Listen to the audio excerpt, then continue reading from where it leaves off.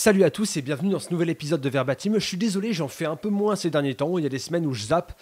C'est parce que j'ai juste plein de trucs à faire et donc je fais un peu comme je peux et je fais des épisodes quand j'ai le temps. Voilà. Bon, là, il se trouve que ça fait depuis samedi que je suis énervé comme pas possible et il est grand temps que ça sorte, donc on va y aller. On va juste parler du match contre Strasbourg en fait et de la dernière semaine de la saison qui arrive et qui est juste la semaine de tous les dangers. Allez, on perd pas de temps, je suis énervé et j'ai pas envie que ça traîne. Bien, Strasbourg. Si Lyon gagne, Lyon a quand même de grandes chances de s'assurer une place en Ligue des Champions. Enfin, je veux dire, avec le nul de Marseille juste avant, c'était vraiment une occasion en or de faire un vrai trou au classement et de se donner un peu d'air. Bien sûr, Lyon avait l'opportunité de faire un résultat très important au classement, donc Lyon a chié dans la colle, on a l'habitude, c'est comme ça. Le match de Lyon était tout simplement déplorable. Ce qu'a proposé l'OL sur ce match, mais comment tu veux être prétendant à la Ligue des Champions en même temps? Enfin, c'est juste pas possible les gars, c'est juste pas possible, faut arrêter de se voiler la face. Ça c'est niveau Ligue des Champions ça, mais les gars, si Lyon va en Ligue des Champions pour jouer comme ça, mais ils vont juste se faire trouer 3 fois et terminer. Alors ouais, ça va rapporter de la thune, mais t'es sympa.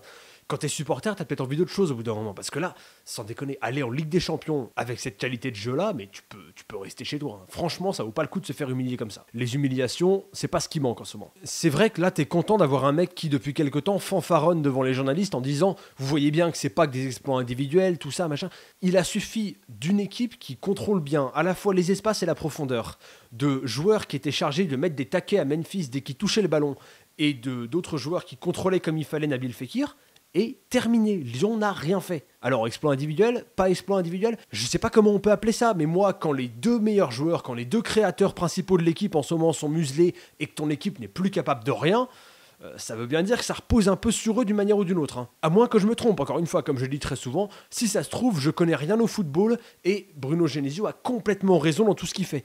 Mais j'aimerais juste qu'on me le démontre, si c'est pas trop demandé. L'impuissance de Lyon en première mi-temps, mais c'était pathétique. C'était triste à voir réellement. Alors bravo à Thierry Loret, pour ça il n'y a pas de souci.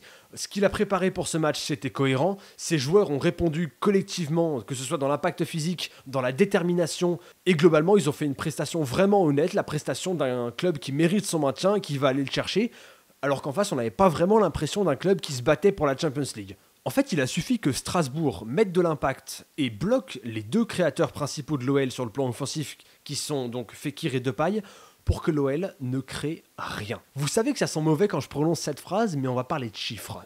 On va regarder les expected goals de l'OL sur la première mi-temps. Les gars, je vous mens pas, j'ai le chiffre là sous les yeux, 0,02. Voilà. 0,02 expected goals. C'est la pire prestation offensive de la saison. C'est pire que le match à Bordeaux.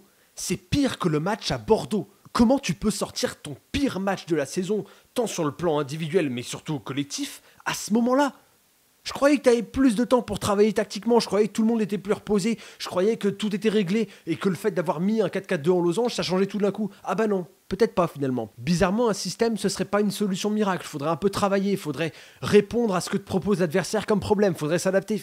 J'en ai marre, je veux que cette saison se termine, j'en peux plus. Je pensais pas avoir à dire ça, parce que des performances offensives minables, on s'en est tapé cette saison. Mais cette première mi-temps là, c'est la pire. Statistiquement, c'est la pire. Lyon arrive à renverser le match en deuxième mi-temps, je ne sais toujours pas comment.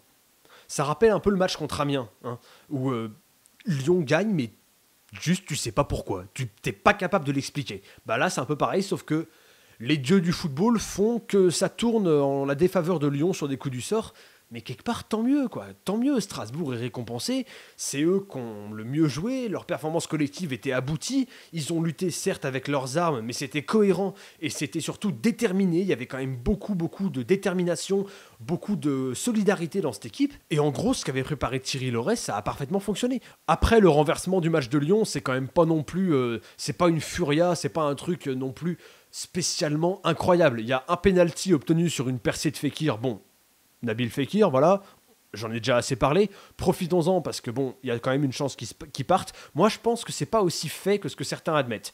Quand je vois comment il s'est comporté en zone mixte, il se trouve que j'étais là, face aux journalistes quand on lui a demandé s'il partait, même s'il partait à Liverpool, s'il y avait des contacts, tout ça, quand je vois ce qu'a dit son père dans la semaine, je crois que c'était à Olympique et Lyonnais, et quand je vois diverses réactions à droite à gauche, je pense qu'il va partir cet été, mais je pense que c'est pas fait déjà. contrairement à ce que certains ont pu affirmer. Après voilà, chacun ses sources, chacun ses infos, ça se trouve je me trompe totalement, mais voilà, je pense pas que ce soit aussi acquis et définitif que ce que les gens disent. Seulement voilà, Fekir remet Lyon dans le match, et après le deuxième but, ça se joue sur une combinaison un peu chanceuse entre Depay et Aouar, puisqu'en fait c'est un Strasbourgeois qui la redonne à Aouar, alors nul doute que c'était l'intention de Depay de lui redonner, mais au final voilà, c'est un peu chanceux, Aouar termine très bien, il a quand même une qualité de finition qui est assez intéressante, je trouve qu'il tremble rarement à la finition, là il y a quand même plus d'un joueur de son âge qui sous la pression de l'enjeu aurait pu trembler, c'est pas son cas, donc c'est cool. Et le problème, c'est qu'après, après, Lyon n'est pas beaucoup plus dominant pour autant. Hein. C'est quand même pas une prestation. La deuxième mi-temps, c'est loin de faire oublier la première déjà. Et surtout, ça suffit pas spécialement face à une équipe qui sait qu'elle joue sa vie, tout simplement. Est-ce qu'il faut parler du coaching? Tu sors Tanguy Ndombele qui, malgré le fait que je trouve qu'il prend de plus en plus de coups dans les matchs qu'il fait, il joue pour 3 au milieu de terrain. C'est un truc de fou son volume de jeu. Tu le remplaces par Jordan Ferry. Bon, voilà, c'est quoi le projet? Juste qu'il aille poser un tac de bourrin? C'est trop tard, joue la sécurité, t'es pas en match de préparation. Tu joues la Ligue des Champions, laisse-le, Tanguy Ndombele, il est bien. Et puis tu rentres Maxwell Cornet, bon là encore, je sais pas pourquoi, qu'est-ce que ça fait? Le temps qu'il rentre dans le match est terminé. Même pour eux, même pour ces joueurs-là, c'est quand même pas... Enfin, je sais pas, tu les fais rentrer à 10 minutes de la fin, qu'est-ce que tu veux qu'ils fassent? C'est quoi le projet? Le temps qu'ils rentrent dedans? Bah voilà, tu vas avoir 2-3 tergiversations, peut-être, et ça peut coûter cher, c'est exactement ce qui s'est passé. Donc merci pour le coaching, ça fait plaisir. C'est quand même pas possible, juste pourquoi? Soit les changements tu les fais plus tôt, soit tu les fais pas, mais au bout d'un moment, il faut prendre une décision. Encore une fois, c'est un match où j'ai pas compris le coaching, bon bah écoute, hein, on n'est plus à ça près. Mais globalement, c'est quand même un match qui rappelle à quel point cette équipe est limitée collectivement, quoi.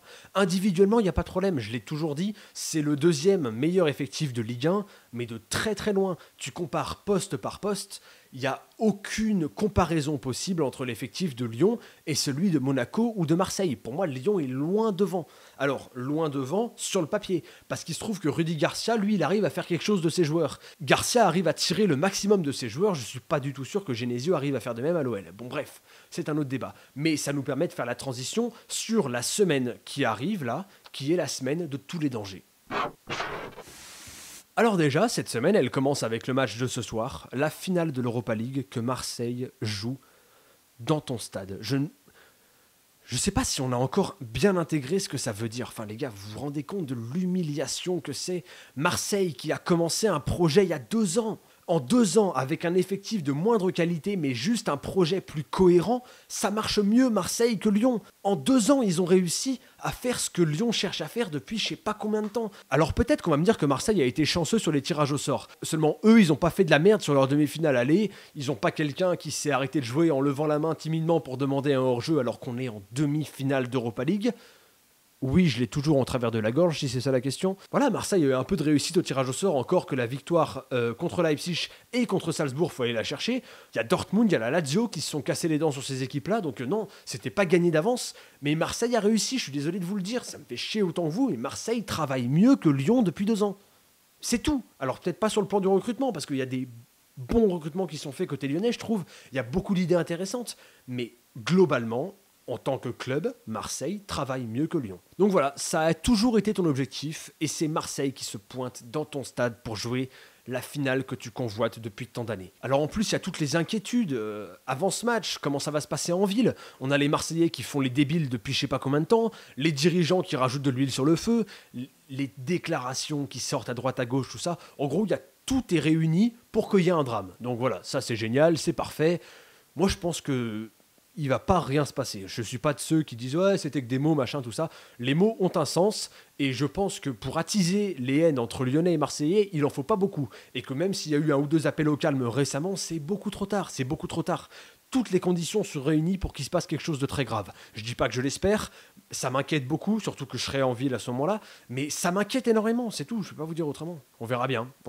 Et juste après, t'as le match contre Nice. T'as un match sur lequel tu joues ta place en Ligue des Champions, ta place sur le podium, face à Lucien Favre et son équipe. Ce qui est fabuleux, c'est que si on regarde cette dernière semaine de la saison, là, tu as toutes les planètes qui s'alignent pour que l'OL se fasse gifler par le destin, mais un truc relativement concret quand même. Je dis pas que je l'espère, encore une fois, mais j'ai quand même très très peur. Parce que Nice, je vous promets que pour être qualifié en Coupe d'Europe, ils vont y aller, ils vont aller au charbon, il n'y a pas de souci. Et il va falloir être là. Et peut-être que Lucien Favre aura 2-3 idées. Allez, je me mouille. Peut-être que le projet tactique de Lucien Favre, il sera peut-être un peu plus cohérent que celui de l'OL. peut-être que collectivement Nice arrivera à sortir une meilleure performance que Lyon. On sait jamais, on peut imaginer que Genesio prenne une masterclass tactique par Lucien Favre, il vient d'en prendre une par Thierry Loret, tu me diras. Donc bon, t'as juste à espérer en fait que Lyon trouve les ressources nécessaires sur ce dernier match pour pas se faire humilier totalement. Mais quand tu vois ce qui s'est passé cette saison, enfin je sais pas si vous êtes confiant, mais moi clairement pas du tout. Là je suis extrêmement inquiet. Au final, la question qu'on peut se poser, c'est de quoi est-ce que cet OL est capable? La réponse, elle est simple, arracher un podium de Ligue 1 sur des miracles. C'est tout. Voilà, terminé. Si tu as des joueurs qui sont en feu, si tu as des talents individuels exceptionnels, si tu as des matchs à enjeu que tu gagnes dans les dernières minutes, eh ben tu peux peut-être prétendre au podium, et encore ça se joue jusqu'à la dernière minute de la dernière journée, tu serres le fion pour un podium. C'est ça les ambitions? Est-ce que c'est ça l'institution OL? Parce qu'on nous en a parlé de l'institution, de l'union sacrée et tout ça. Mais attends, l'union sacrée tous les ans, ça commence pas à faire beaucoup. Enfin, je veux dire, au bout d'un moment, l'union sacrée, c'est dans une situation de crise pour pouvoir la gérer au mieux sur l'instant et t'en sortir par la suite. Est-ce que Lyon sort de cette situation de galère constante où chaque saison se joue vraiment au poil de fion à chaque fois? Et si t'as de la chance, tu vas en demi-finale de Ligue Europa. Si t'en as moins, tu te fais tarter à domicile par Moscou. Est-ce que c'est ça les ambitions lyonnaises? Est-ce que c'est ça le projet de l'institution? Ça n'a aucun sens. Il va simplement falloir, au bout d'un moment, admettre l'échec de la politique de l'OL. En fait, la question qui se pose en cette fin de saison, c'est est-ce que Jean-Michel Aulas va privilégier son ego et va refuser de faire le constat d'échec des 2 dernières années?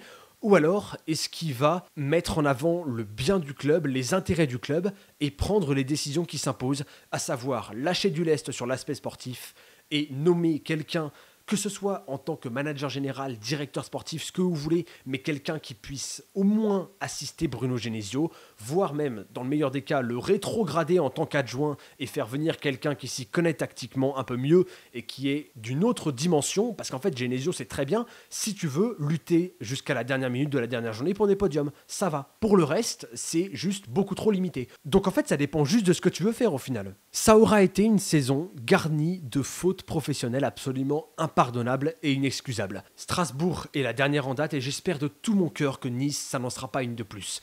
J'espère vraiment que l'OL sur un match va trouver les ressources et va prendre conscience de ce qui est en jeu pour parvenir à dominer une équipe de Nice, au moins sur le plan du résultat. J'espère juste qu'à la fin de ce match, Lyon sera sur le podium. Parce que si c'est pas le cas, les gars, à mon avis, ça peut vite péter en tribune. Et ce sera totalement, mais alors complètement logique. Parce que c'est des gens qui donnent énormément de temps, de passion et d'argent pour l'OL. Alors en plus, j'ai entendu dire qu'après la défaite contre Strasbourg, t'as 4 joueurs qui sont allés saluer le parquage seulement.